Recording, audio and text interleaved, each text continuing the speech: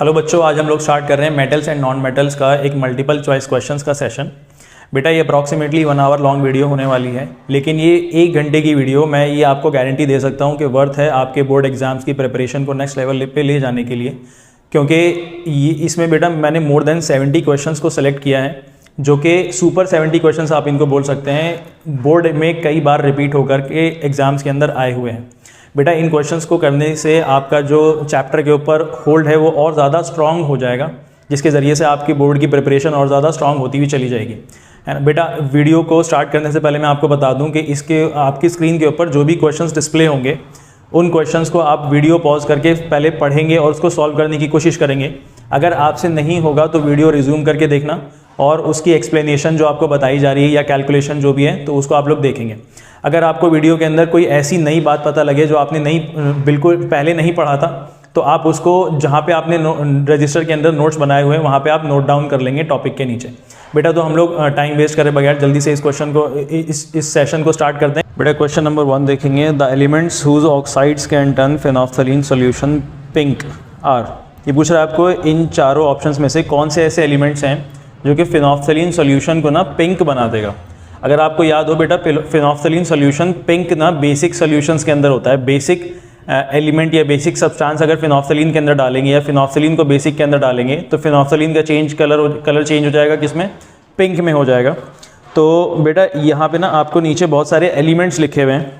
इन elements में ना आपको ये पता करना है कि कौन सा इसमें से ना बेसिक है, कौन सा इसमें से किसका ऑक्साइड बेटा इसके अंदर ना बेसिक है। तो हमने एक चीज़ पढ़ी थी बेटा, मेटल के ना सारे कंपाउंड्स, मेटल्स के सारे कंपाउंड्स, उसमें से एक बेटा ऑक्साइड भी होगा। ये किस नेचर का होगा? बेसिक नेचर का होगा।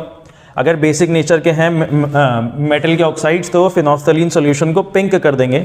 इसमें बेटा ऑप्शन ना ए देखेंगे आप। ऑप्शन ए में आपको सोडियम और पोटेशियम लिखा हुआ है, जो कि दोनों के दोनों मेटल्स हैं। और इनके दोनों के ऑक्साइड्स कैसे होंगे बेटा? दोनों के ऑक्साइड्स होंगे बेसिक, यानी कि ये सोडियम एंड पोटेशियम के जो ऑक्साइड्स हैं ये दोनों फेनोल्फथलीन सॉल्यूशन को पिंक कलर में कन्वर्ट कर देंगे। नेक्स्ट क्वेश्चन देखेंगे। Is malleable and ductile this best describes. बेटा मैलिएबल और डक्टाइल, मैलिएबल उसको कहते हैं जिसको हम लोग हैमर करके बेटा थिन शीट्स में बदल दें, और डक्टाइल उसको कहते हैं बेटा जिसको ना खींच के एक वायर में कन्वर्ट कर दें। तो ये दोनों जो टर्म्स है ना मेटल को बहुत अच्छे से डिस्क्राइब करते हैं। मेटल की दोनों की ये दोनों मेटल की प्रॉपर्टीज होती हैं, यानी कि इस क्वेश्चन का आंसर बेटा ऑप्शन ए हो जाएगा करेक्ट। नेक्स्ट क्वेश्चन देखेंगे। One of the following is not a neutral oxide.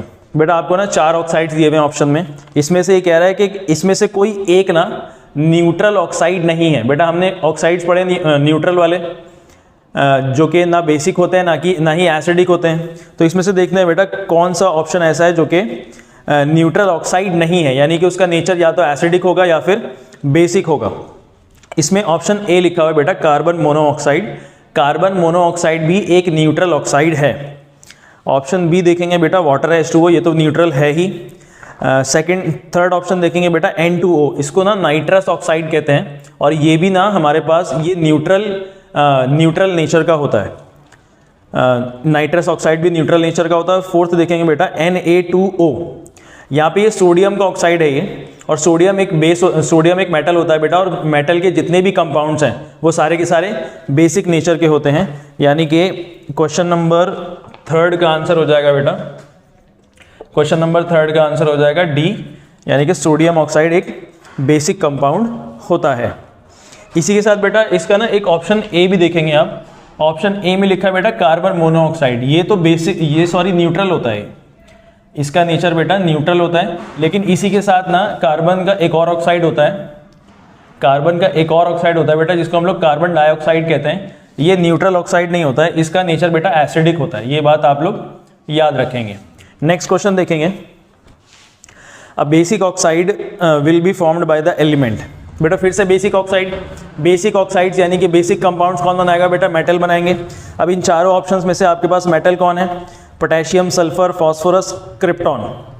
तो इन चारों में बेटा मेटल ना फर्स्ट वाला है potassium.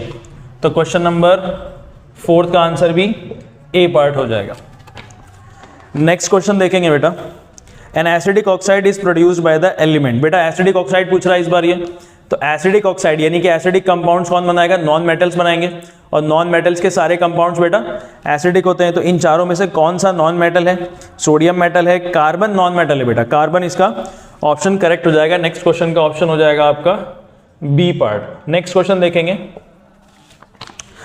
You are given a solution of silver nitrate AgNO3, which of the following do you think can not displace silver from Ag nitrate solution. बेटा silver nitrate solution में से सिल्वर को displace ना करने लायक कौन होगा बेटा, सिल्वर को डिस्प्लेस जो नहीं कर पाएगा वो उससे कम रिएक्टिव होगा। तो सिल्वर से कम रिएक्टिव कौन सा, हमने रिएक्टिविटी सीरीज पढ़ी है, सिल्वर से कम रिएक्टिव बेटा गोल्ड और प्लैटिनम होते हैं। तो इनमें ऑप्शन हो जाएगा आपका बेटा क्वेश्चन नंबर 6 का ऑप्शन हो जाएगा 6C, जो कि गोल्ड बता रहा है हमको। नेक्स्ट क्वेश्चन देखेंगे, out of aluminium, copper, calcium and tin the most reactive metal is. बेटा आपको 4 एलिमेंट्स दिए हुए, 4 मेटल्स दिए हुए हैं आपको, इनमें से पूछ रहा है कि कौन सा सबसे ज्यादा रिएक्टिव मेटल होगा, इनमें से सबसे ज्यादा रिएक्टिव मेटल कौन सा होगा बेटा। अगर रिएक्टिविटी सीरीज याद हो बेटा तो उसमें ना इन चारों में से सबसे ऊपर मिलने वाला एल्यूमिनियम, कॉपर, टिन और कैल्शियम, इन चारों में से सबसे ऊपर मिलने वाला बेटा कैल्शियम है, जो कि इस क्वेश्चन का ऑप्शन डी हो जाएगा। कैल्शियम इन सब में सबसे ज्यादा रिएक्टिव है। नेक्स्ट क्वेश्चन देखेंगे, the least reactive metal among the following is. बेटा इन चारों ऑप्शंस में से ना आपको लीस्ट यानी कि सबसे कम रिएक्टिव आपको पता करना है। तो सबसे कम रिएक्टिव वाले हमने 3 पढ़े हैं, सिल्वर, गोल्ड एंड प्लैटिनम। इन चारों ऑप्शंस में से कौन सा हो जाएगा बेटा, सिल्वर। क्वेश्चन नंबर 8 का आंसर बी पार्ट करेक्ट हो जाएगा, सिल्वर। नेक्स्ट क्वेश्चन देखेंगे बेटा, एक एलिमेंट है X जो कि हाइड्रोजन के साथ रिएक्ट कर रहा है to form a covalent hydride H2X, ठीक है। ये H2X का जो स्मेल है ना बेटा रॉटन एग्स की तरह होता है, यानी सड़े हुए अंडों की तरह बदबू आती है इसमें से। The element X is likely to be. बेटा सड़े हुए अंडों की तरह जो बदबू आती है ना वो हाइड्राइड बनता है एक, और वो कौन सा हाइड्राइड बनता है बेटा, वो हाइड्राइड बनता है बेटा सल्फर का हाइड्राइड बनता है, जिसके अंदर से सड़े हुए अंडे की बदबू आती है। तो इस क्वेश्चन का आंसर हो जाएगा बेटा, इस क्वेश्चन का आंसर जहां पे सल्फर लिखा होगा option B sulphur, option B बेटा सल्फर। और ये कौन सा कंपाउंड बनाएगा, H2S बनाएगा, जिसका स्मेल कैसा होगा, रॉटन एग्स की तरह होगा। नेक्स्ट क्वेश्चन देखेंगे, out of the following oxides amphoteric oxide is. बेटा एम्फोटेरिक ऑक्साइड्स ऐसे होते हैं जो कि बेसिक नेचर और एसिडिक नेचर दोनों शो करते हैं, दोनों प्रॉपर्टीज को शो करते हैं। अगर सामने कोई दूसरा ऑपोजिट नेचर वाला हो तो एम्फोटेरिक ऑक्साइड्स बेटा हमने 2 पढ़े, एक तो एल्यूमिनियम का ऑक्साइड और जिंक का ऑक्साइड। तो इस क्वेश्चन का आंसर हो जाएगा बेटा बी पार्ट, क्वेश्चन नंबर 10 का बी पार्ट आंसर हो जाएगा। नेक्स्ट क्वेश्चन देखेंगे, the metals which can produce amphoteric oxides. बेटा फिर से वही बात, आपको ये पूछ रहा है कि कौन से ऐसे मेटल्स है जो कि एम्फोटेरिक ऑक्साइड्स को प्रोड्यूस कर सकता है। तो एल्यूमिनियम और जिंक ऐसे हैं जो कि एम्फोटेरिक ऑक्साइड्स को प्रोड्यूस कर सकते हैं, है ना। तो ऑप्शन डी हो जाएगा इसका करेक्ट। नेक्स्ट क्वेश्चन देखेंगे, an element X forms 2 oxides XO and XO2. The oxide XO is neutral but XO2 is acidic in nature.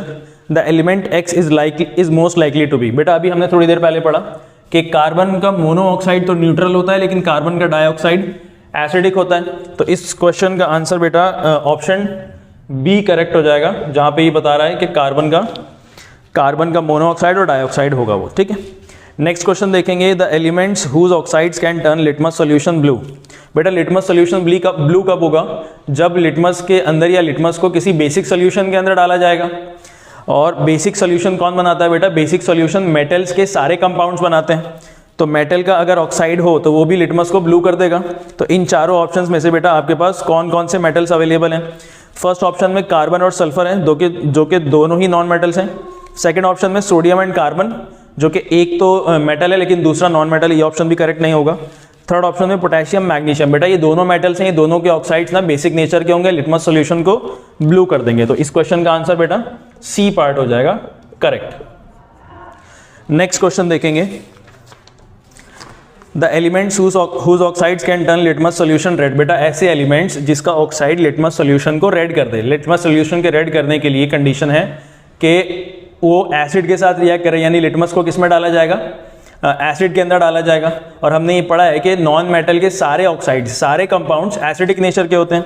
अब इन चारों ऑप्शंस में से आपको बेटा नॉन मेटल्स को नॉन मेटल्स को आइडेंटिफाई करना है। ऑप्शन ए में देखेंगे बेटा lithium and sodium, lithium and sodium दोनों मेटल्स हैं बेटा, है ना, ये दोनों मेटल्स हैं, तो हमको तो नॉन मेटल आइडेंटिफाई करना है। ऑप्शन बी देखेंगे बेटा कॉपर पोटेशियम, ये दोनों मेटल्स हैं। Option C carbon and hydrogen, बेटा कार्बन तो नॉन मेटल है लेकिन हाइड्रोजन मेटल नॉन मेटल की कैटेगरी से अभी हमारे लिए बाहर है ये, तो हम लोग ये ऑप्शन नहीं लेंगे। ऑप्शन डी देखेंगे बेटा फॉस्फोरस एंड सल्फर, ये ऑप्शन आपको थोड़ा सा सूटेबल लग रहा है। फॉस्फर और सल्फर दोनों ही नॉन मेटल्स हैं, इनके ऑक्साइड्स बेटा एसिडिक नेचर के होंगे और ये लिटमस सोल्यूशन को रेड कलर का बना देंगे, यानी कि इस क्वेश्चन का आंसर हो जाएगा बेटा डी पार्ट। नेक्स्ट क्वेश्चन देखेंगे zinc oxide is a metal oxide. अच्छा, which of the following term best describes the nature of zinc oxide. अभी हमने थोड़ी देर पहले पढ़ा कि जिंक ऑक्साइड और एल्यूमिनियम ऑक्साइड का नेचर कैसा होता है बेटा, एम्फोटेरिक होता है, तो इस क्वेश्चन का आंसर हो जाएगा सी पार्ट। क्वेश्चन नेक्स्ट देखेंगे, an element E reacts with water to form a solution which turns phenolphthalein solution pink. The element E is most likely to be, बेटा अभी हमने थोड़ी देर पहले पढ़ा phenolphthalein solution pink कब होता है, बेसिक सब्सटेंस के अंदर होता है। तो अगर हमने कोई एक एलिमेंट E है जो कि पानी के साथ रिएक्ट करके एलिमेंट E है जो कि पानी के साथ जिसका हमने सॉल्यूशन करा है और वो सॉल्यूशन बेटा फिनोल्फ्थलीन को पिंक कर रहा है, तो वो एलिमेंट क्या हो सकता है। पहली बात तो वो बेसिक नेचर का होना चाहिए, बेसिक नेचर के होने के लिए बेटा मेटल का कोई कंपाउंड होना चाहिए, मेटल के साथ रिएक्शन होना चाहिए उसका। तो इन चार ऑप्शंस में से आपके पास मेटल कौन सा है बेटा, sulphur, calcium, carbon and silver. Sulphur और कार्बन को तो आप ए और सी पार्ट को हटा दीजिए, बचा आपके पास कैल्शियम और सिल्वर। तो बेटा कैल्शियम तो वाटर के साथ रिएक्ट करता है लेकिन सिल्वर ना वाटर के साथ रिएक्ट ही नहीं करता, इसका मतलब सिल्वर का कोई कंपाउंड ऑक्साइड नहीं होगा और वो फिनोल्फ्थलीन को पिंक नहीं करेगा। कैल्शियम का ऑक्साइड जो कंपाउंड बनेगा वो फिनोल्फ्थलीन को पिंक कलर का कर देगा, है ना। तो इस क्वेश्चन का आंसर हो जाएगा बेटा बी पार्ट आपका। नेक्स्ट क्वेश्चन देखेंगे, an element reacts with oxygen to give a compound with high melting point.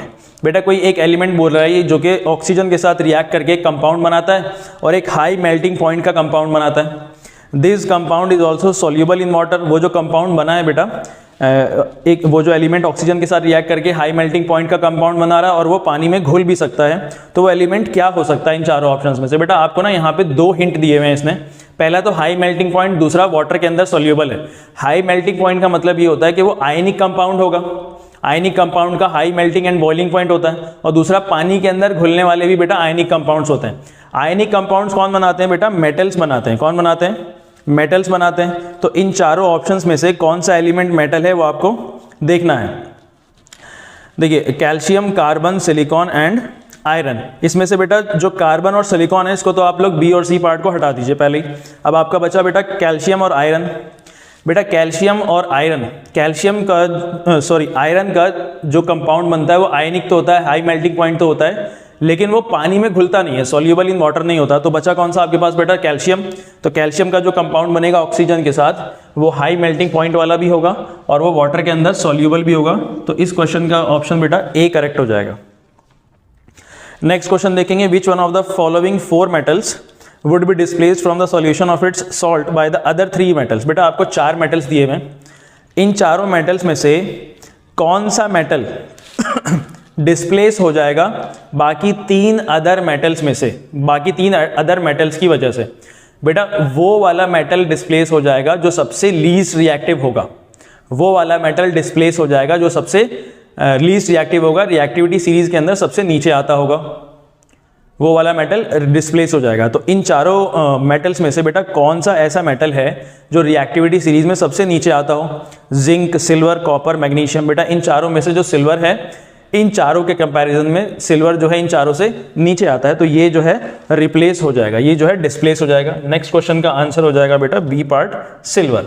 Next question देखेंगे, an element is soft and can be cut with knife. बेटा question आगे पढ़ने की जरूरत ही नहीं है, एक ऐसा एलिमेंट जो कि सॉफ्ट भी होता है और जो है छुरी से उसको काट भी सकते हैं, वो कैसा एलिमेंट होता है बेटा, सोडियम और पोटेशियम। तो इस क्वेश्चन में हमारे पास ऑप्शन है बेटा डी जो कि सोडियम बता रहा है। नेक्स्ट क्वेश्चन देखेंगे, which of the following metal exist in the liquid state. बेटा कौन सा ऐसा मेटल है जो कि लिक्विड स्टेट में एग्जिस्ट करता है, पाया जाता है ना। तो हमने क्लास के अंदर पढ़ा है बेटा, जो थर्मामीटर के अंदर मेटल यूज होता है उसका नाम है मरकरी, और वो लिक्विड स्टेट में नॉर्मल टेम्परेचर, रूम टेम्परेचर के अंदर वो लिक्विड स्टेट में हमको मिलता है। तो इस क्वेश्चन का आंसर बेटा डी पार्ट हो जाएगा। नेक्स्ट क्वेश्चन देखेंगे, which of the following non metal is a liquid. हमने ये भी क्वेश्चन क्लास के अंदर करा है बेटा, ये भी हमने पार्ट पढ़ा है कि कौन सा ऐसा नॉन मेटल है जो कि लिक्विड स्टेट में मिलता है हमको। आमतौर पे जो नॉन मेटल्स होते हैं बेटा वो सॉलिड, लिक्विड, गैस तीनों में होते हैं, सॉलिड और गैस में ज़्यादा होते हैं, लेकिन कौन सा ऐसा नॉन मेटल है जो कि लिक्विड में मिलता है हमको, तो वो ब्रोमीन है बेटा। इसका ऑप्शन सी हो जाएगा, जो ब्रोमीन है जो कि लिक्विड फॉर्म में हमको मिलता है। नेक्स्ट क्वेश्चन देखेंगे, which of the following pair of reactants can undergo a displacement reaction under appropriate conditions. बेटा इन चारों पेयर में से जो आपको रिएक्टेंट्स के पेयर दिए हुए हैं, इनमें से कौन कौन से जो पेयर्स है ना डिस्प्लेसमेंट रिएक्शन को चले जाएंगे, डिस्प्लेसमेंट रिएक्शन करेंगे। बेटा डिस्प्लेसमेंट रिएक्शन के लिए जो मेटल आप यूज कर रहे हैं ना, वो कंपाउंड में प्रेजेंट मेटल से ज़्यादा रिएक्टिव होना चाहिए। ऑप्शन ए देखेंगे, कंपाउंड में कौन सा मेटल है बेटा, मैग्नीशियम, और अलग से आप कौन सा मेटल यूज कर रहे हैं, आयरन। आयरन मैग्नीशियम से कम रिएक्टिव है, ये रिएक्शन नहीं होगी। नेक्स्ट ऑप्शन देखेंगे, जिंक सल्फेट और आयरन, आयरन जिंक से भी कम रिएक्टिव है, वो रिएक्शन नहीं होगी। अगला ऑप्शन देखेंगे बेटा, मैग्नीशियम एंड लेड, लेड ना मैग्नीशियम से भी कम रिएक्टिव है, तो रिएक्शन नहीं होगी। बेटा copper sulphate and iron, option D में है copper sulphate and iron. Copper sulphate में जो कॉपर है वो आयरन से कम रिएक्टिव है, आयरन ज्यादा रिएक्टिव है, तो आयरन क्या करेगा, कॉपर को डिस्प्लेस कर देगा और अपना सल्फेट बना लेगा। नेक्स्ट क्वेश्चन का आंसर हो जाएगा बेटा ऑप्शन डी। नेक्स्ट क्वेश्चन देखेंगे, next question, the atomic number of an element x is 19, the number of electrons in its ion x plus will be. आपको ना एक एलिमेंट दिया हुआ है x, आपको एक एलिमेंट दिया हुआ है x और इसका एटॉमिक नंबर बेटा, एटॉमिक नंबर आपको दिया हुआ है 19। एटॉमिक नंबर आपको इसका कितना दिया हुआ है, 19। एटॉमिक नंबर 19 होने की वजह से हमने ये पढ़ा हुआ है कि इसके प्रोटॉन के नंबर्स और इलेक्ट्रॉन्स के नंबर, यानी कि प्रोटॉन की संख्या और इलेक्ट्रॉन की संख्या, यानी दोनों के काउंट कितने हो जाएंगे, 19 हो जाएंगे। यानी कि इस एलिमेंट के अंदर बेटा इलेक्ट्रॉन्स कितने होंगे, 19 इलेक्ट्रॉन्स होंगे। अब आगे ये कह रहा है कि जब इसका आयन बन जाएगा, जब इसका आयन बन जाएगा x+1 आयन बन जाएगा, तो इसके अंदर कितने इलेक्ट्रॉन्स होंगे बेटा, इसके अंदर कितने इलेक्ट्रॉन्स होंगे। +1 तब बनेगा जब ये अपने अंदर से एक इलेक्ट्रॉन को लूज कर देगा, जब ये अपने अंदर से एक इलेक्ट्रॉन को लूज कर देगा, यानी कि ये जो x है बेटा, ये अपने अंदर से एक इलेक्ट्रॉन को लूज कर देगा, एक इलेक्ट्रॉन अपने अंदर से निकाल दिया, तो इसका अब इलेक्ट्रॉनिक कन्फिग्रेशन क्या पूछा इसने, सॉरी नंबर ऑफ इलेक्ट्रॉन्स पूछा है। पहले इसके अंदर 19 इलेक्ट्रॉन्स थे, अब इसके अंदर बेटा 18 इलेक्ट्रॉन्स बचेंगे, तो ऑप्शन इसका क्या हो जाएगा, option A will be the correct answer.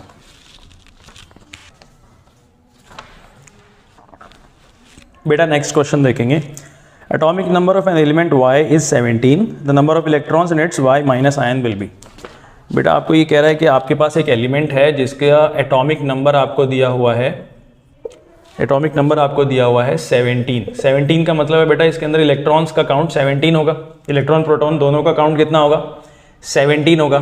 अब बाद में ये कह रहा है कि बेटा ये x-1 आयन बन जाता है, -1 x-1 आयन, y-1 आयन बन जाता है। y-1 कब बनेगा, जब ये एक इलेक्ट्रॉन गेन कर लेगा, एक इलेक्ट्रॉन ये गेन कर लेगा, एक्सेप्ट कर लेगा। तो अब इसके अंदर बेटा कितने इलेक्ट्रॉन्स होंगे, पहले 17 थे, अब इसके अंदर 18 इलेक्ट्रॉन्स हो जाएंगे। इस क्वेश्चन का आंसर हो जाएगा बेटा बी करेक्ट। नेक्स्ट क्वेश्चन देखेंगे, the atomic numbers of 4 elements A, B, C and D are 6, 8, 10 and 12 respectively, the 2 elements which can react to form ionic bonds। बेटा आपको ना 4 एलिमेंट्स दिए हुए हैं A, B, C, D और उनका आपको एटॉमिक नंबर दिया हुआ है। नेक्स्ट क्वेश्चन देख लेते हैं बेटा, यहाँ पे लिखना पड़ेगा इसको, A, B, C और D, इन सब के एटॉमिक नंबर्स दिए हुए हैं बेटा आपको 6, 8, 10 और 12। अच्छा इलेक्ट्रॉनिक एटॉमिक नंबर्स दिए हुए हैं आपको, इसका मतलब इसके अंदर इलेक्ट्रॉन्स की संख्या इतनी ही होगी, इलेक्ट्रॉन का काउंट इतना होगा। इनके बेटा इलेक्ट्रॉनिक कन्फिग्रेशन कितना होगा, इसका होगा 2, 4, इसका हो जाएगा 2, 6, इसका हो जाएगा बेटा 2, 8 और इसका हो जाएगा 2, 8, 2। आगे हमसे ये कह रहा है the 2 elements which can react to form ionic bonds. बेटा आयनिक बॉन्ड्स कौन बनाते हैं, कोई एक कैटायन होगा और एक दूसरा एनायन होगा, यानी कि एक बेटा इलेक्ट्रॉन को डोनेट कर रहा होगा और दूसरा इलेक्ट्रॉन को एक्सेप्ट कर रहा होगा। अब इसमें से कौन सा एलिमेंट्स इलेक्ट्रॉन डोनेट और एक्सेप्ट कर सकते हैं। देखो ये तो कार्बन है, ये तो इलेक्ट्रॉन डोनेट एक्सेप्ट करता ही नहीं है, ये तो कोवेलेंट बॉन्ड्स बनाता है, आयनिक बॉन्ड बनाता ही नहीं है। और दूसरा बेटा ये नियॉन है, इसका तो ऑक्टेट कंप्लीट है, ये तो कुछ करेगा ही नहीं, यानी कि ऑप्शन ए एलिमेंट ए और सी तो कट हो गए बेटा, इसका 2 इलेक्ट्रॉन्स इसके पास एक्स्ट्रा हैं, तो ये जो है डोनेट कर देगा 2 इलेक्ट्रॉन्स को, और ये इसको 2 इलेक्ट्रॉन्स को एक्सेप्ट कर लेगा, दोनों के ऑक्टेट कंप्लीट हो जाएंगे। यानी कि बी और डी 2 ऐसे एलिमेंट्स हैं जो कि रिएक्ट करके आयनिक कंपाउंड बना सकते हैं। तो इस क्वेश्चन का आंसर हो जाएगा बेटा डी पार्ट। नेक्स्ट क्वेश्चन देखेंगे, the atomic numbers of 4 elements P Q R S are 6 10 12 17 which 2 elements can combine to form a covalent compound. बेटा यहाँ पे बिल्कुल उल्टा पूछ रहा है हमसे, इस क्वेश्चन को भी कर लेते हैं, बिल्कुल ऑपोजिट जो हमने अभी थोड़ी देर पहले पढ़ा। यहाँ पे हमारे पास बेटा 4 एलिमेंट्स हैं, सबके हम लोगों को एटॉमिक नंबर्स दिए हुए हैं, कितना 6 10 12 और 17 दिया हुआ है। इलेक्ट्रॉनिक कन्फिग्रेशन बेटा फिर से वही हो जाएगी, ये हो जाएगा 2 8 2 और ये 2 8 7 हो जाएंगे, है ना।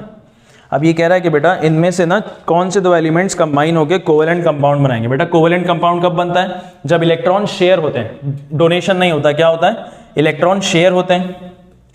देखिए तो इलेक्ट्रॉन शेयर कौन कौन से कंपाउंड्स कर सकते हैं। इलेक्ट्रॉन की जो शेयरिंग होगी बेटा, ये तो कंप्लीट है, ये तो ऑक्टेट इसका कंप्लीट है, ये तो रिएक्शन करेगा नहीं। और दूसरा बेटा ये जो R है ना, ये तो इलेक्ट्रॉन को डोनेट करने के लिए बैठा हुआ है, ये 2 इलेक्ट्रॉन्स को डोनेट करेगा। यानी कि हम लोगों को आयनिक कंपाउंड तो बनाना नहीं है, यानी कि Q और R को हम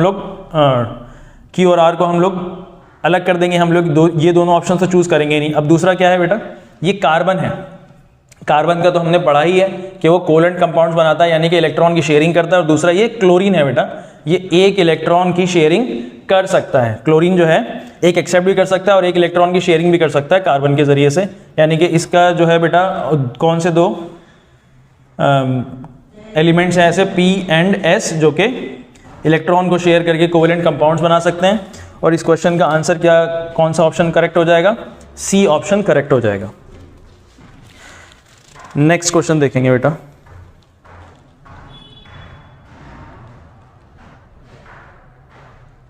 अच्छा इस क्वेश्चन के अंदर बेटा एक कॉन्सेप्ट और है जो हम लोग इसको समझ सकते हैं। पहला देखिए ध्यान से, उसने बोला है कि कोवेलेंट कंपाउंड हमको बनाना है, तो कोवेलेंट किस किस के बीच में बनता है बेटा, नॉन मेटल और नॉन मेटल के बीच में बनता है हमेशा, है ना। कोवेलेंट किसके बीच में बनेगा, नॉन मेटल और नॉन मेटल के बीच में बनेगा।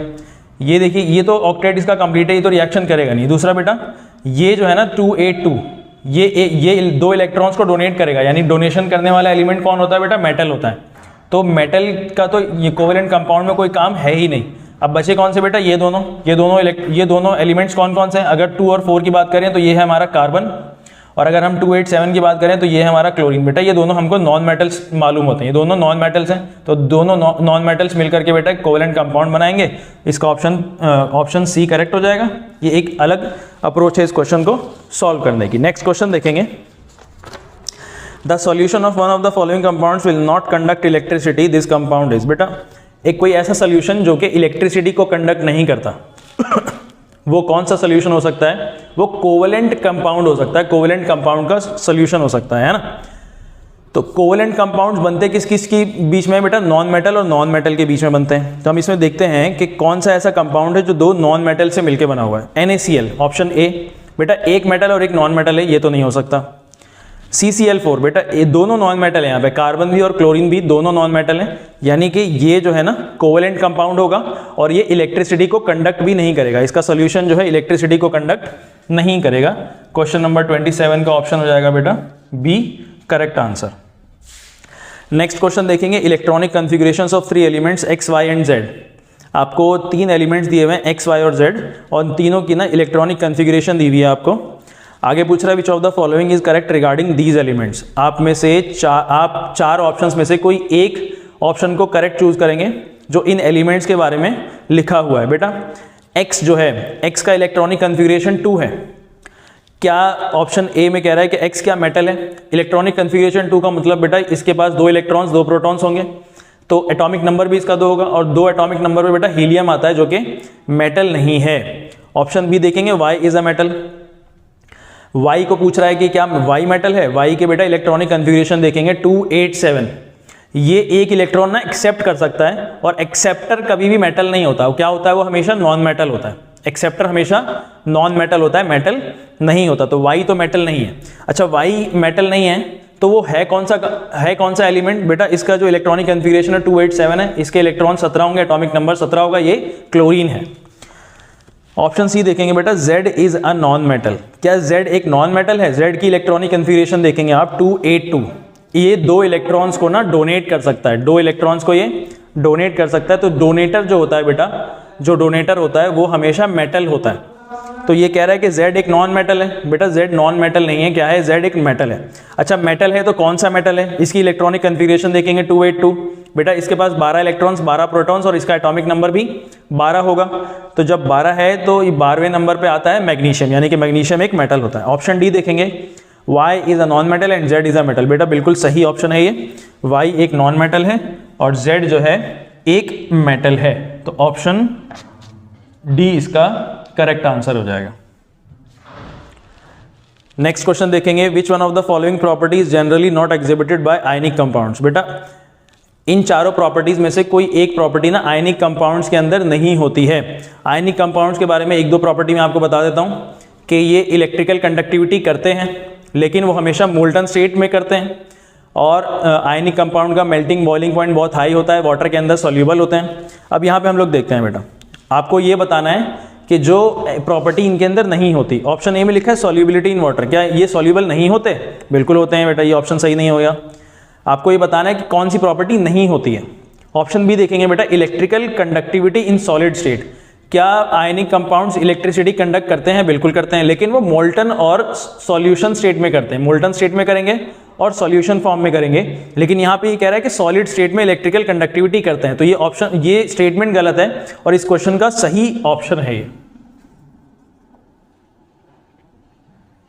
ऑप्शन बी करेक्ट हो जाएगा बेटा इसका। नेक्स्ट क्वेश्चन देखेंगे, the electrons present in the valence shell of a noble gas atom can be. बेटा नोबल गैस जो एटम्स होते हैं वो एक नोबल गैस की जो है पूरी एक कॉलम होता है, उसका एक रो होती है बेटा, 18th नंबर की रो, उसके अंदर कौन कौन से आते हैं? हीलियम, नियोन, क्रिप्टॉन, आर्गन, ये सब आते हैं उसके अंदर। तो इनके जो नोबल गैस का जो वैलेंस शेल होता है उसके अंदर इलेक्ट्रॉन्स कितने होते हैं? बेटा नोबल गैस इसलिए कहलाती है कि वो किसी से रिएक्ट नहीं करेगी, रिएक्ट नहीं कर रही, तो इसका मतलब ये है कि उसके वैलेंस शेल के अंदर वैलेंस शेल कंप्लीटली फिल्ड होगा। तो या तो उसका ड्यूप्लेट कंप्लीट होगा या फिर उसका ऑक्टेट कंप्लीट होगा, है ना। तो ड्यूप्लेट कंप्लीट होने का मतलब क्या है बेटा? 2 इलेक्ट्रॉन्स, और ऑक्टेट कंप्लीट होने का मतलब क्या है? 8 इलेक्ट्रॉन्स। तो इसका ऑप्शन क्या हो जाएगा बेटा? क्वेश्चन नंबर 30 का 8 और 2, यानी कि ऑप्शन सी इसका करेक्ट हो जाएगा। नेक्स्ट क्वेश्चन देखेंगे, the atomic number of an element x is 16, the symbol of ion formed by an atom of this element will be. कह रहे हैं कि भाई कोई एक एलिमेंट है आपके पास x, जिसका आपको एटॉमिक नंबर दिया हुआ है 16। x का आपको एटॉमिक नंबर कितना दिया हुआ है? 16 दिया हुआ है। 16 का मतलब बेटा इसके अंदर इलेक्ट्रॉन्स होंगे 16। अब ये कह रहा है कि उसका जो आयन बनेगा, उसका जो आयन बनेगा उसका सिंबल क्या होगा? बेटा इसकी इलेक्ट्रॉनिक कन्फिग्रेशन लिखेंगे पहले हम लोग। 16 इलेक्ट्रॉन्स हैं तो 286 हो जाएगा। ये 2 इलेक्ट्रॉन्स को ना एक्सेप्ट कर सकता है, 2 इलेक्ट्रॉन्स को ये एक्सेप्ट कर सकता है। क्या बन जाएगा 2 इलेक्ट्रॉन एक्सेप्ट करके ये? अच्छा 2 इलेक्ट्रॉन्स को एक्सेप्ट कर सकता है, तो एक्सेप्ट करने के बाद जो x हो जाएगा बेटा वो -2 हो जाएगा। x का सिंबल क्या हो जाएगा? -2। तो इस क्वेश्चन का ऑप्शन बेटा सी करेक्ट हो जाएगा। नेक्स्ट क्वेश्चन देखेंगे बेटा, number of protons in the nucleus of one atom of an element y is 5। कह रहा है कि आपके पास कोई एक एलिमेंट है जिसके एक एटम में ना प्रोटॉन की संख्या, प्रोटॉन का काउंट 5 है। अगर इस एटम का, इस एलिमेंट का आयन बनेगा तो उस आयन का सिंबल क्या होगा? बेटा नंबर ऑफ प्रोटॉन्स आपको 5 दिए हुए हैं, ये y एलिमेंट है, आपको नंबर ऑफ प्रोटॉन्स कितने दिए हुए हैं? नंबर ऑफ प्रोटॉन्स दिए हुए हैं बेटा 5, यानी कि यही नंबर ऑफ इलेक्ट्रॉन्स भी होंगे, नंबर ऑफ इलेक्ट्रॉन्स भी 5 होंगे। नंबर ऑफ इलेक्ट्रॉन्स 5 है बेटा, तो इसका इलेक्ट्रॉनिक कन्फिग्रेशन हो जाएगा 2 3। इसका इलेक्ट्रॉनिक कन्फिग्रेशन क्या हो जाएगा? 2 3। अब देखिए इसका जो अगर आयन बनेगा तो इसके अंदर बेटा 3 इलेक्ट्रॉन्स को डोनेट करने की कैपेबिलिटी है। जब ये डोनेट कर देगा तो ये y जो है ना बेटा +3 बन जाएगा। y क्या बन जाएगा? +3। 3 इलेक्ट्रॉन्स को डोनेट करके y +3 बन जाएगा। इस क्वेश्चन का ऑप्शन डी करेक्ट हो जाएगा। नेक्स्ट क्वेश्चन देखेंगे, out of KCl, HCl, CCl4 and NaCl the compounds which are not ionic. आपको इन 4 कंपाउंड्स में से बेटा वो कंपाउंड को चूज करना है जो कि आयनिक नहीं है, जो कि आयनिक नहीं है, यानी कि आपको कोवेलेंट कंपाउंड चूज करना है। कोवेलेंट कंपाउंड किन किन के बीच में बनेगा बेटा? जो नॉन मेटल और नॉन मेटल होंगे। अब इन चारों में से आपको नॉन मेटल और नॉन मेटल चूज करना, आइडेंटिफाई करना है। ऑप्शन बेटा ए देखेंगे, KCl and HCl। KCl potassium, तो ये तो ऑप्शन ए तो बेटा नहीं होगा इसका, क्योंकि पोटेशियम क्लोराइड तो मेटल है। ऑप्शन बी देखेंगे बेटा, HCl and CCl4। Option B में HCl और CCl4 बोल रहा है। हाइड्रोजन एंड क्लोरीन ना बेटा, ये कोवेलेंट कंपाउंड ही होता है। हाइड्रोजन 1 इलेक्ट्रॉन लेकर के आता है और क्लोरीन के पास बेटा 7 इलेक्ट्रॉन्स होते हैं, ये शेयरिंग करके अपना कंपाउंड बना लेते हैं। और CCl4 भी, ये दोनों ही नॉन मेटल्स हैं, यानी कि ये भी कोवेलेंट कंपाउंड होगा। तो आपका ऑप्शन बेटा, ऑप्शन बी जो है करेक्ट हो जाएगा। नेक्स्ट क्वेश्चन, ठीक है, नेक्स्ट क्वेश्चन बेटा, element X reacts with element Y to form a compound Z। X जो है Y से रिएक्ट कर रहा है और एक नया कंपाउंड बन रहा है जिसको नाम दिया हुआ है Z। During the formation of Z, जब Z बन रहा है तो X जो है ना, 1 इलेक्ट्रॉन लूज कर देता है, यानी डोनेट कर देता है, और Y 1 इलेक्ट्रॉन को एक्सेप्ट कर लेता है, गेन कर लेता है। विच of the following property is not shown by the compound Z। बेटा आपको 4 प्रॉपर्टीज दी हुई हैं, आपको ये बताना है कि Z इनमें से कौन सी प्रॉपर्टी शो नहीं करेगा। बेटा सबसे पहले तो जो Z बन रहा है ना, वो X और Y की वजह से बन रहा है, और X और Y कौन से हैं? इलेक्ट्रॉन को डोनेट और एक्सेप्ट करके बन रहे हैं, यानी कि डोनेशन और एक्सेप्शन हो रहा है यहाँ पे। तो आयनिक कंपाउंड होगा, ये क्या होगा? आयनिक कंपाउंड होगा। आयनिक कंपाउंड को हमने आइडेंटिफाई कर लिया। आयनिक कंपाउंड की बहुत सारी प्रॉपर्टीज हैं, हाई मेल्टिंग बॉइलिंग पॉइंट, इसका सॉल्युबल इन वाटर, और बेटा इलेक्ट्रिकल कंडक्टिविटी इन मोल्टन स्टेट। तो इन ऑप्शंस में से बेटा कौन सी ऐसी प्रॉपर्टी है जो कि आयनिक कंपाउंड के अंदर नहीं होती है? ऑप्शन ए देखेंगे, हाई मेल्टिंग पॉइंट। बेटा ये तो होता है, ये ऑप्शन करेक्ट नहीं हो जाएगा। ऑप्शन बी देखेंगे, लो मेल्टिंग पॉइंट। क्या आयनिक कंपाउंड्स का लो मेल्टिंग पॉइंट होता है? बेटा उनका हाई मेल्टिंग पॉइंट होता है, यानी कि इस क्वेश्चन का आंसर आपका बी पार्ट करेक्ट हो जाएगा। नेक्स्ट क्वेश्चन देखेंगे, one of the following compounds is not ionic in nature. बेटा इन चारों में से ना कोई एक ऐसा कंपाउंड है जो कि आयनिक नेचर का नहीं है, यानी कि कोवेलेंट नेचर का होगा। तो आपको कोवेलेंट नेचर वाला पता करना है। कोवेलेंट नेचर किस किस बीच में होता है बेटा?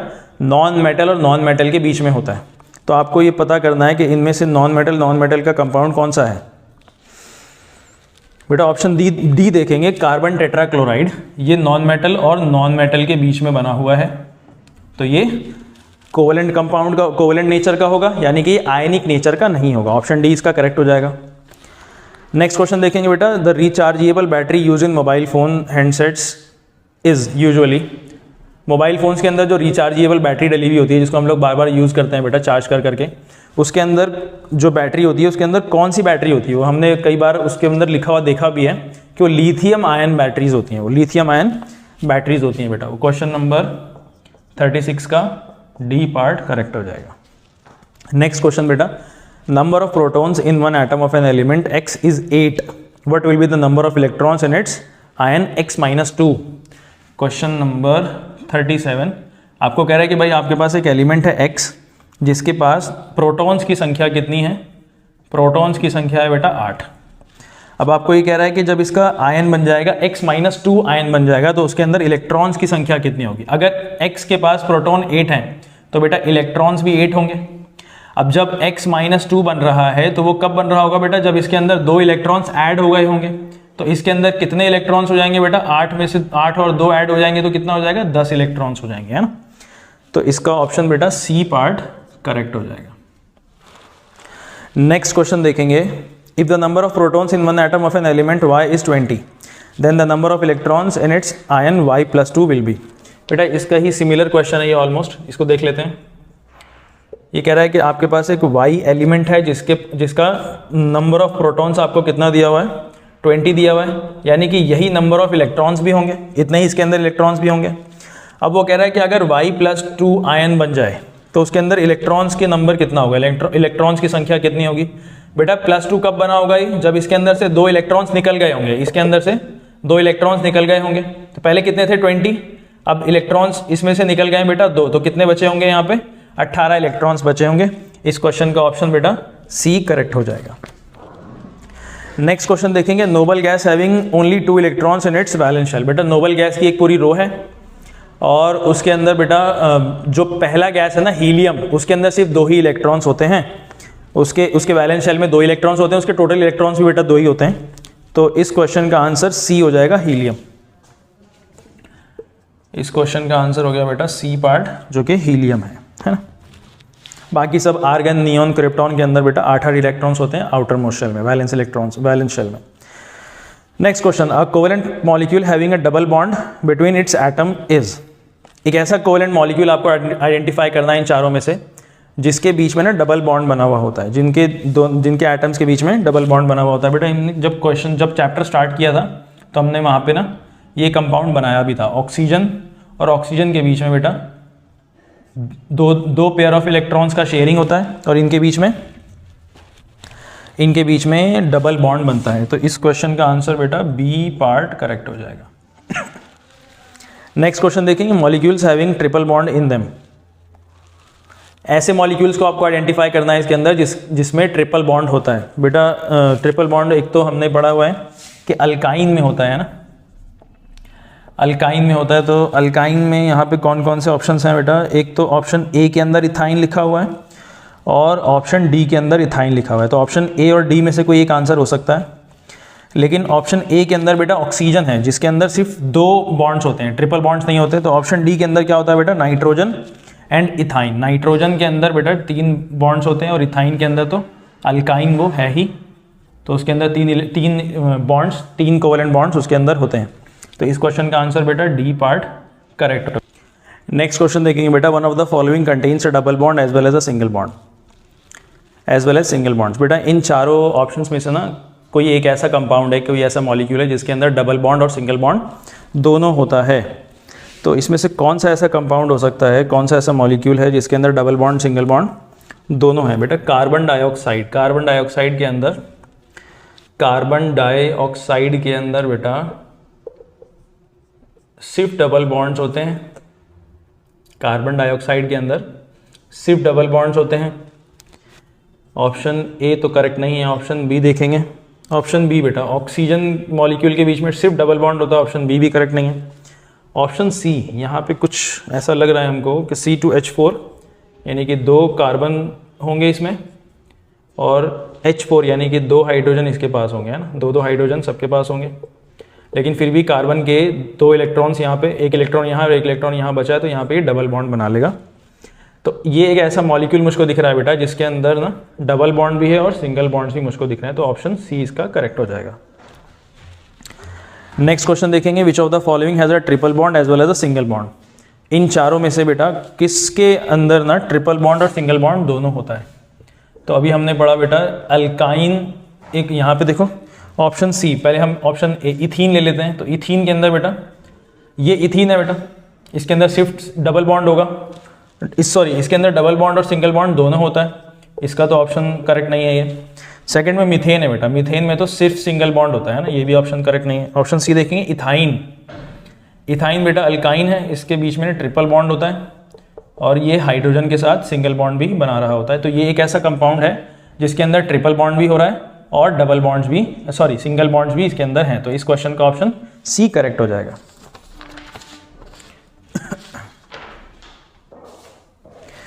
नेक्स्ट क्वेश्चन देखेंगे बेटा, the metal which can be extracted from the bauxite ore. बेटा बॉक्साइट ओर जो है ना एल्यूमिनियम का एक ओर होता है, तो उसमें से एल्यूमिनियम मेटल ही एक्सट्रैक्ट किया जा सकता है, ठीक है ना। तो इस क्वेश्चन का आंसर हो जाएगा बेटा एल्यूमिनियम, जो कि ऑप्शन सी है इसका correct. Next question, 2 metals which can be extracted just by heating their sulphides in air.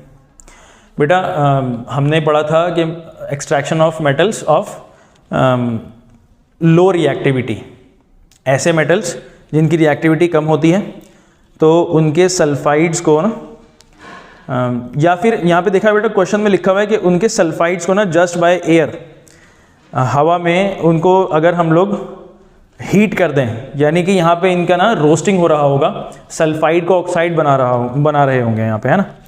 तो हमने ये पढ़ा है कि बेटा मरकरी HGS जो सिन्नाबार था मरकरी और कॉपर Cu2s, इन दोनों के जो हमारे पास ओर थे ना, इन दोनों को हम लोग सल्फाइड ओर से ऑक्साइड ओर बना रहे थे रोस्टिंग के प्रोसेस से, यानी कि यहाँ पर ऑप्शन डी इसका करेक्ट हो जाएगा, मरकरी एंड कॉपर।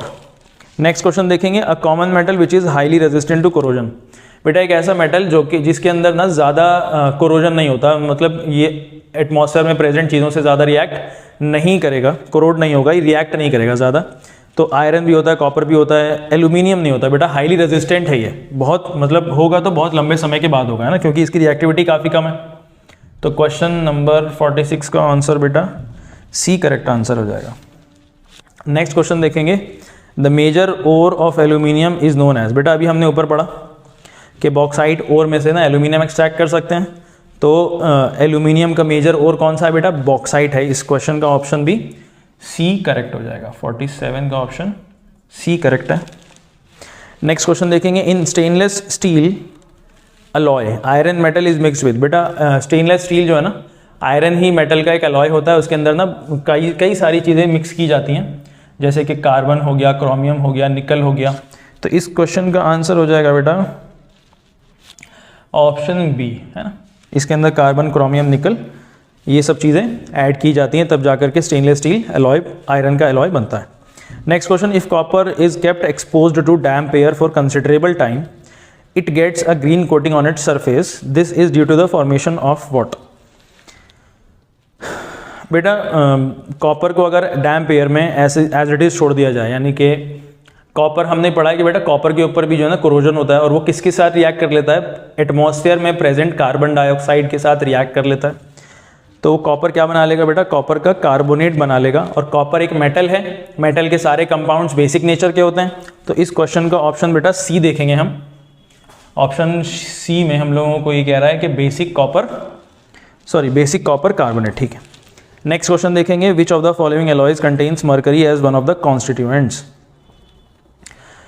बेटा ये कह रहा है कि मरकरी का कोई एक ऐसा ओर है, एलॉय है जिसके, इन चारों में से ना बेटा ये चारों ऑप्शंस जो आपको दिए हुए ना, ये एलॉय हैं, इनमें से ना किसी एक एलॉय के अंदर मरकरी भी होता है। तो स्टेनलेस स्टील में मरकरी नहीं होता, सोल्डर में भी नहीं होता, ड्यूरेल्यूमिन में नहीं होता बेटा, और फोर्थ ऑप्शन है इसका जिंक अमेलगम। बेटा अमेलगम तो मरकरी का ही एलॉय होता है, अमेलगम के अंदर मरकरी पाया जाता है, ठीक है ना। तो इस क्वेश्चन का ऑप्शन हो जाएगा बेटा डी पार्ट करेक्ट, इस क्वेश्चन का ऑप्शन डी पार्ट करेक्ट हो जाएगा, अमेलगम के अंदर मरकरी पाया जाता है। बेटा इस क्वेश्चन का ना बी पार्ट देखेंगे, यहाँ पे हमको लिखा हुआ है सोल्डर। बेटा सोल्डर के बारे में समझ लेते हैं। ये जो है ना एक ऐसा बेटा एलॉय है जो कि इलेक्ट्रिकल वायर्स को सोल्डरिंग करने के काम में आता है, चिपकाने के काम में आता है ना। थोड़ा सा उसको हीट देते हैं, थोड़ा सा इलेक्ट्रिसिटी देते हैं, उसमें सोल्डरिंग हो जाती है बेटा। और ये जो एलॉय होता है ना, ये लेड और टिन का मिक्सचर होता है बेटा, ये लेड है और ये टिन का मिक्सचर होता है, ठीक है ना। ये एलॉय किस चीज़ का होता है, लेड और टिन का मिक्सचर होता है। Next, which of the following is an ore of mercury metal. बेटा मरकरी मेटल का जो ओर हमने पढ़ा है HGS, वो उसका नाम है सिनाबार। तो इस क्वेश्चन का आंसर बेटा बी पार्ट हो जाएगा, क्वेश्चन नंबर 15 का बी पार्ट करेक्ट हो जाएगा, सिनाबार। नेक्स्ट क्वेश्चन देखेंगे, which of the following pair of metal exist in their native state in nature. बेटा नेटिव स्टेट का मतलब ये होता है कि वो हमें नेचर में ना किसी और के साथ रिएक्टेड ना मिले, हमेशा वो हमको कैसा मिले, अपने ओरिजिनल स्टेट में मिले, ओरिजिनल फॉर्म में मिले, हमको किसी और के साथ रिएक्टेड ना मिले। तो ऐसे मेटल्स जिनका रिएक्टिविटी बहुत ज़्यादा लीस्ट होगा, बहुत ज़्यादा कम होगा, वो हमको नेचर में नेटिव स्टेट में मिलेंगे। तो हमने रिएक्टिविटी सीरीज पढ़ी है बेटा, जो नीचे पाए जाने वाले मेटल्स हैं वो नेटिव स्टेट में मिलते हैं हमको, गोल्ड, सिल्वर और प्लैटिनम। तो इनमें से कौन सा क्वेश्चन हो जाएगा, कौन सा ऑप्शन हो जाएगा बेटा, ऑप्शन डी इसका करेक्ट हो जाएगा, गोल्ड और सिल्वर, गोल्ड और सिल्वर। नेक्स्ट क्वेश्चन देखेंगे, Which of the following reactants are used to carry out the thermite reaction required for welding the broken railway tracks। बेटा ये तो हमने पूरा कॉन्सेप्ट पढ़ा है थर्माइट रिएक्शन का। इनमें से कौन सा रिएक्शन हम लोग यूज़ करते हैं बेटा, एल्यूमिनियम और आयरन ऑक्साइड को हम लोग यूज़ करते हैं थर्माइट रिएक्शन करने के लिए। और इस क्वेश्चन का ऑप्शन हो जाएगा सी पार्ट करेक्ट। याद रखेंगे हम लोग थर्माइट रिएक्शन में बेटा आयरन ऑक्साइड और एल्यूमिनियम को हम लोग यूज़ करते हैं, वो डिस्प्लेसमेंट रिएक्शन करके एल्यूमिनियम ऑक्साइड और आयरन अलग कर देता है, और इतनी ज़्यादा हाईली एक्सोथर्मिक रिएक्शन होती है कि यहाँ पे हम लोगों को जो मेटल मिलता है वो मोल्टन स्टेट में मिलता है, ताकि रेलवे ट्रैक्स आराम से ब्रोकन रेलवे ट्रैक्स को आराम से वेल्ड किया जा सके, जोड़ दिया जा सके। नेक्स्ट क्वेश्चन देखेंगे बेटा, which of the following alloy contains a non metal as one of the constituents. बेटा ये कह रहा है कि आपको 4 एलॉयज दिए हुए हैं ऑप्शन में, इनमें से कोई एक एलॉय के अंदर ना नॉन मेटल होता है, इस एलॉय के अंदर इसका एक कंपोनेंट ना नॉन मेटल होता है, मेटल के साथ साथ इसके अंदर नॉन मेटल भी डाला जाता है। तो बेटा अभी हमने थोड़ी देर पहले पढ़ा कि स्टील जो होता है ना उसके अंदर बेटा कार्बन और क्रोमियम और निकल डाले जाते हैं, तो कार्बन एक नॉन मेटल है, आयरन के अंदर डालते हैं ये सब। तो इस क्वेश्चन का आंसर बेटा 50 बेटा ये तो 2 है और ये 3 है और ये 54 हो जाएगा। तो इस क्वेश्चन का ऑप्शन बेटा सी हो जाएगा, स्टील, जो कि आयरन और कार्बन का एलॉय होता है, प्लस इसके अंदर कार्बन भी होता है नॉन मेटल के फॉर्म में, प्लस क्रोमियम निकल भी डलता है। Next question, during the refining of an impure metal by electrolysis the pure metal is deposited. बेटा इलेक्ट्रोलाइसिस जो हमने ऑप्शन पूरा टॉपिक पढ़ा था, जो प्योर मेटल होता है वो कौन से इलेक्ट्रोड में जाकर डिपॉजिट हो जाता है, वो कैथोड में जाकर के डिपॉजिट हो जाता है। तो इस क्वेश्चन का ऑप्शन बेटा ए पार्ट करेक्ट हो जाएगा। नेक्स्ट क्वेश्चन देखेंगे, brass is an alloy of. बेटा ब्रास जो है ना, ब्रास जो है वो जिंक और कॉपर का एलॉय होता है, जिंक और कॉपर का एलॉय होता है, इसको हम लोग याद रखेंगे और इस क्वेश्चन का आंसर हो जाएगा बेटा डी पार्ट। नेक्स्ट क्वेश्चन देखेंगे, याद रखना ब्रास जिंक और कॉपर का एलॉय होता है। Metal which is always present in an amalgam. बेटा एमैल्गम के अंदर हमेशा मरकरी मिलता है, ऑप्शन बी करेक्ट हो जाएगा। Next question, manganese metal is extracted from manganese dioxide by reduction process by making use of. बेटा ये तो एनसीईआरटी के अंदर रिएक्शन पूरी लिखी हुई है, मैंगनीज मेटल को कैसे जो है मैंगनीज मेटल को कैसे एक्सट्रैक्ट किया जाता है। मैंगनीज जो है ऑक्साइड के फॉर्म में हमको मिलता है, यहाँ पे देख लेते हैं। और क्वेश्चन नंबर 58 में बेटा मैंगनीज ऑक्साइड है, मैंगनीज डाइऑक्साइड है, मैंगनीज डाइऑक्साइड है MnO2, प्लस इसको किसके साथ रिएक्ट करते हैं बेटा, एल्यूमिनियम के साथ रिएक्ट करते हैं, तब जा कर के ये हमारे को एल्यूमिनियम ऑक्साइड और मैंगनीज हमको अलग से मिल जाता है। मैंगनीज इस तरीके से रिडक्शन प्रोसेस के थ्रू एक्सट्रैक्ट किया जाता है। तो इस क्वेश्चन का ऑप्शन बेटा ए बी सी, हाँ एल्यूमिनियम यूज़ करते हैं, तो ऑप्शन बी इसका ऑप्शन डी इसका करेक्ट हो जाएगा। नेक्स्ट क्वेश्चन देखेंगे, the metal which can be extracted simply by heating the cinnabar ore. बेटा सिनेबार ओर मरकरी का ओर होता है, तो उसमें से कौन सा मेटल निकलेगा मरकरी में से, मरकरी ओर में से मरकरी निकलेगा, मरकरी ओर में से मरकरी मेटल को हम लोग एक्सट्रैक्ट कर सकते हैं। तो इस क्वेश्चन का ऑप्शन बेटा डी करेक्ट हो जाएगा। नेक्स्ट क्वेश्चन देखेंगे, ड्यूरिंग गैल्वेनाइजेशन। बेटा गैल्वेनाइजेशन क्या होता है, आयरन के ऊपर ना जिंक की एक लेयर चढ़ा दी जाती है, ताकि उसके ऊपर जो है जल्दी से बेटा जंग ना लगे, रस्टिंग ना हो, है ना। जिंक अपने ऊपर एक ऑक्साइड की लेयर बना लेता है, जो कि आयरन को अंदर जा करके, ऑक्सीजन और वाटर जो है आयरन को अंदर जा करके सड़ाएंगे नहीं, रस्ट नहीं करेंगे। तो गैल्वेनाइजेशन क्या होता है बेटा, आयरन के ऊपर जिंक की एक लेयर चढ़ा दी जाती है। इस क्वेश्चन का ऑप्शन सी करेक्ट हो जाएगा। नेक्स्ट क्वेश्चन देखेंगे, which of the following metals are extracted by the electrolysis of their molten chlorides. बेटा मोल्टन क्लोराइड्स यानी कि यहाँ पे हम लोगों को ऐसे मेटल्स चाहिए जो कि हाईली रिएक्टिव हों और हाईली रिएक्टिव मेटल्स का ही इलेक्ट्रोलाइसिस किया जाता है। तो ऑप्शन ए में बेटा सोडियम तो हाईली रिएक्टिव है लेकिन मरकरी नहीं है, ऑप्शन बी में मरकरी नहीं है लेकिन मैग्नीशियम है, ऑप्शन सी में बेटा सोडियम मैग्नीशियम दोनों हाईली रिएक्टिव हैं। तो इस क्वेश्चन का ऑप्शन सी करेक्ट आंसर हो जाएगा। Next question, rock salt is an ore of which metal. बेटा रॉक सॉल्ट जो हम लोग खाते हैं ना, वो किस चीज़ का ओर होता है बेटा, NaCl, सोडियम का एक ओर होता है वो। तो क्वेश्चन नंबर 62 का बेटा ऑप्शन बी करेक्ट आंसर हो जाएगा। नेक्स्ट क्वेश्चन देखेंगे, articles made of silver metal become dark.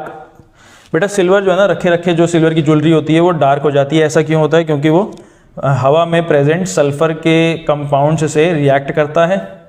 Silver बेटा सल्फर के कंपाउंड से रिएक्ट करेगा, बहुत सारे, क्या बनाएगा, सिल्वर का सल्फाइड बना लेगा जो कि ब्लैक कलर का होता है है ना, ब्लैक कलर का होता है। तो क्वेश्चन क्या है इसका, formation of layer of what बेटा, सल्फाइड, सल्फाइड है ना, ऑप्शन सी इसका करेक्ट आंसर हो जाएगा। नेक्स्ट क्वेश्चन देखेंगे, sulphide ore is converted into metal oxide by process of, बेटा सल्फाइड को ऑक्साइड बनाने के लिए रोस्टिंग करते हैं, सल्फाइड को ऑक्साइड बनाने के लिए रोस्टिंग करते हैं। काफ़ी बार हमने ये क्वेश्चन क्लास के अंदर ये टॉपिक पढ़ा है ना, तो इस क्वेश्चन का ऑप्शन बेटा बी करेक्ट हो जाएगा। नेक्स्ट क्वेश्चन देखेंगे, zinc blende ore can be converted into zinc oxide by, बेटा जिंक ऑक्साइड बना रहे हैं, जिंक ऑक्साइड कुछ भी किसी का भी ऑक्साइड बनाएंगे तो वो रोस्टिंग के जरिए से होगा, ऑप्शन ए इसका करेक्ट हो जाएगा। नेक्स्ट क्वेश्चन देखेंगे बेटा, what happens when calcium is treated with water, calcium को जब वाटर के साथ रिएक्ट करते हैं बेटा क्या होता है, कैल्शियम वाटर के साथ रिएक्ट हो जाता है आराम से, पहली बात तो,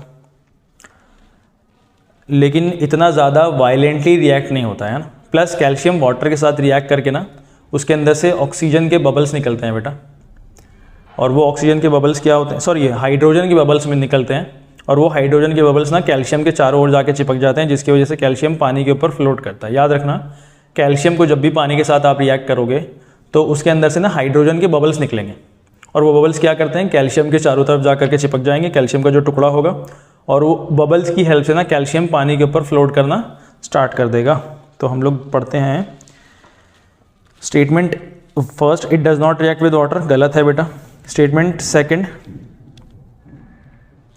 it reacts violently with water, बेटा ये भी गलत है। इट रिएक्ट्स लेस वायलेंटली, हाँ ज़्यादा वायलेंटली रिएक्ट नहीं करता, ये तो ऑप्शन स्टेटमेंट ठीक है। ऑप्शन स्टेटमेंट 4 देखें, bubbles of hydrogen gas formed stick on the surface of calcium, ठीक है बेटा। स्टेटमेंट 3 और 4 ठीक है, यानी कि इस क्वेश्चन का ऑप्शन डी करेक्ट आंसर हो जाएगा। नेक्स्ट क्वेश्चन देखेंगे, ability of metals to be drawn into thin wires is known as ductility, ये तो बहुत ही इजी क्वेश्चन है। डक्टिलिटी कहते हैं जब हम किसी भी वायर को मेटल्स यानी कि वायर्स में, सॉरी किसी भी मेटल को वायर्स में ड्रॉ कर देते हैं खींच के, तो उस प्रॉपर्टी को मेटल की क्या कहते हैं हम लोग, डक्टिलिटी कहते हैं। तो ऑप्शन ए इसका करेक्ट आंसर हो जाएगा।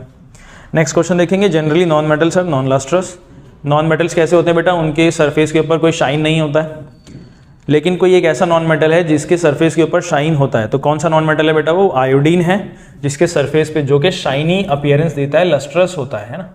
ऑप्शन इसका डी करेक्ट हो जाएगा।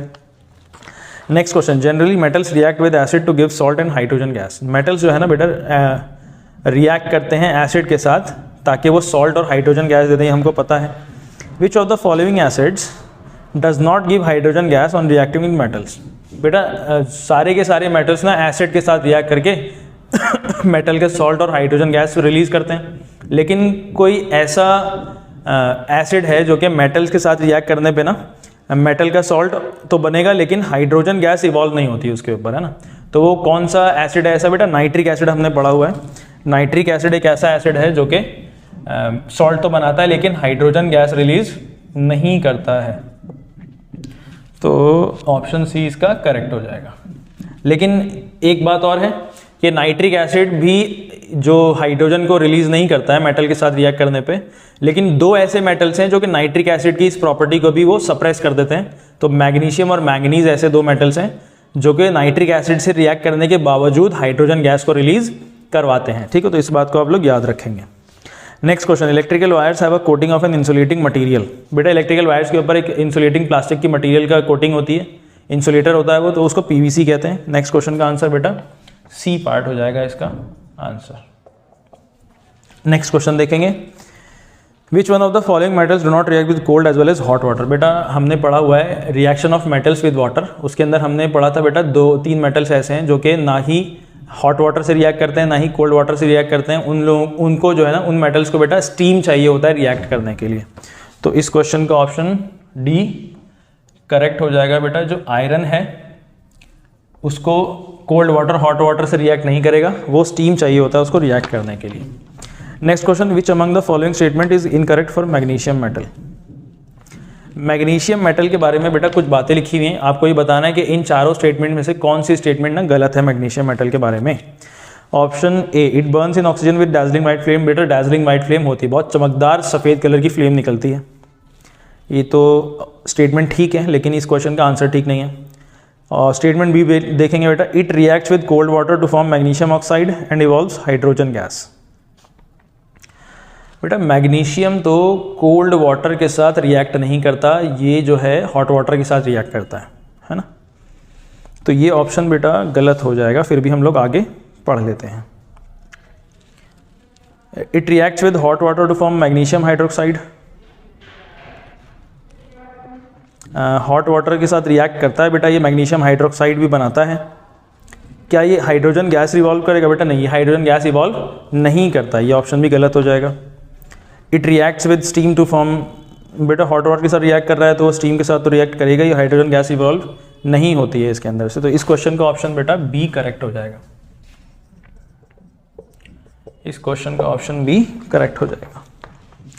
नेक्स्ट क्वेश्चन देखेंगे, aluminium is used for making cooking utensils. Aluminium जो है बर्तन बनाने के काम में आता है, खाना पकाने वाले। Which of the following properties of aluminium are responsible for the same. बेटा एल्यूमिनियम को क्यों यूज़ करते हैं बर्तन बनाने के लिए? क्योंकि उसकी थर्मल कंडक्टिविटी अच्छी होती है, अच्छे से हीट को एब्जॉर्ब करके आगे खाने तक पहुंचा देता है। दूसरा बेटा इसका मेल्टिंग पॉइंट बहुत हाई होता है, ये नीचे से आप जो बर्नर ऑन करते हैं तो एल्यूमिनियम पिघलता नहीं है आसानी से। तो इसका ऑप्शन बेटा, इस क्वेश्चन का ऑप्शन डी करेक्ट हो जाएगा, जो हमको ये बता रहा है स्टेटमेंट 1 और स्टेटमेंट 4 ठीक है। नेक्स्ट क्वेश्चन देखेंगे, metals are malleable ductile sonorous all of the above. बेटा मेटल्स डक्टाइल भी होते हैं, सोनोरस भी होते हैं, लस्ट्रस भी होते हैं, मेलिएबल भी होते हैं। तो इस क्वेश्चन का ऑप्शन बेटा डी करेक्ट हो जाएगा। नेक्स्ट क्वेश्चन देखेंगे, which of the following is a non metal. इन चारों में से which of the following is not a non metal. बेटा आपको ऐसी चीज ढूंढनी है इसके अंदर से जो नॉन मेटल नहीं है, नॉन मेटल नहीं है। तो यानी कि आप क्या ढूंढ लेंगे, सीधा सीधा मेटल बता दीजिए कि कौन है इसके अंदर से। कोल, सल्फर, आयोडीन, ये तीनों के तीनों बेटा नॉन मेटल्स हैं, लेकिन सोडियम क्या है, एक मेटल है। तो इस क्वेश्चन का ऑप्शन डी करेक्ट आंसर हो जाएगा। नेक्स्ट क्वेश्चन देखेंगे, metals lead and copper do not react with. Lead and copper बेटा ये लीस्ट रिएक्टिव मेटल्स हैं, ये दोनों वाटर के साथ रिएक्ट नहीं करते हैं। सॉरी, लीस्ट रिएक्टिव नहीं है, एकदम से लीस्ट रिएक्टिव नहीं है, लेकिन फिर भी रिएक्टिविटी सीरीज के अंदर हमने जो मेटल्स पढ़े हैं बेटा, उनके बाद एक लिमिट होती है, जो उनके बाद स्टीम से रिएक्ट करने वाले मेटल्स के बाद जो नीचे मेटल्स आते हैं वो किसी भी तरीके के वाटर के साथ रिएक्ट नहीं करते हैं। तो इस क्वेश्चन का ऑप्शन हो जाएगा बेटा बी पार्ट करेक्ट। और इसी के साथ हमने मल्टीपल चॉइस क्वेश्चंस के 76 क्वेश्चंस, मोर देन 70 क्वेश्चंस हमने करे। अब आप इसमें से अगर कोई क्वेश्चन आपको ना समझ में आया हो बेटा, तो आपका काम ये है कि आप इसको ना रिपीट करके देखें, ताकि आपको ना ये बात बिल्कुल याद रहे, ठीक है। और बाकी आप इसी तरीके से तैयारी करते रहें, बाकी और क्वेश्चंस के भी और चैप्टर्स के भी MCQs इसी तरीके से आते रहेंगे।